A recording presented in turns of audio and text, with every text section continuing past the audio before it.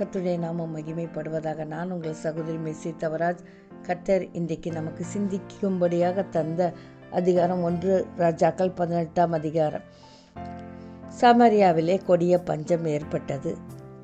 எலியா தீர்க்கதரிசிக்கு தேவனுடைய வார்த்தை வந்தது என்னன்னா, நான் தேசத்தில் மழையை வர்ஷிக்க பண்ணுவேன் என்று வாக்கு கொடுத்திருந்தார். அப்பொழுது எலியா தீர்க்கதரிசி ஆகாப் ராஜாவிடத்தில், கர்த்தர் தெய்வமானா கர்த்தரை வணங்குங்க, பாகால் தெய்வமானா பாகாலை வணங்குங்கள் என்று சொல்லி பாகால் தெய்வத்துக்கு ஒரு சோதனை வைத்தபோது அது பதிலளிக்கவில்லை. ஆனால் நம் தேவாதி தேவனுக்கு ஒரு சர்வாங்க தகன பலியை எலியா தீர்க்கதரிசி இட்டபோது கர்த்தர் வானத்திலிருந்து அக்கினியை வருவித்து அதை எல்லாவற்றையும் பட்சித்தது மட்டுமல்லாமல் சுற்றி ஊற்றப்பட்ட தண்ணீரை நக்கி போட்டதுங்க. அது மட்டுமல்லாமல் ஒரு கையளவு மேகத்தை முதலில் காண செய்து பின்பு கனமழையை கட்டளையிட்டார். நம்முடைய வாழ்க்கையிலும் கூட எத்தனையோ வறுமையிலையும் நமக்கு வருகிற வருமானம் போதாததினாலும் நாம் சிரமப்பட்டு கொண்டு இருக்கிறோம் இல்லையா?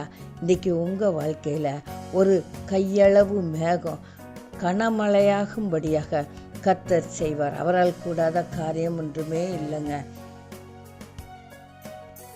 என்னுடைய வாழ்க்கை வறுமையிலே போய்விடுமோ என்று சொல்லி நீங்கள் கலங்கி கொண்டு இருக்கலாம்.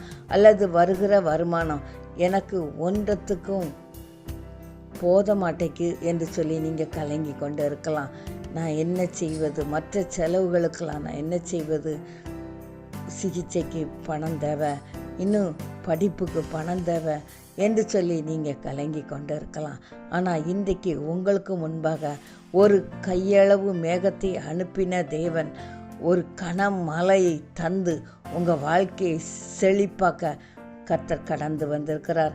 அவரால் கூடாத காரியம் ஒன்றுமில்லை. கர்த்தருடைய வார்த்தையை நீங்கள் நம்பும்போது கர்த்தர் உங்களுடைய வாழ்க்கையில் அற்புதத்தை செய்வார்.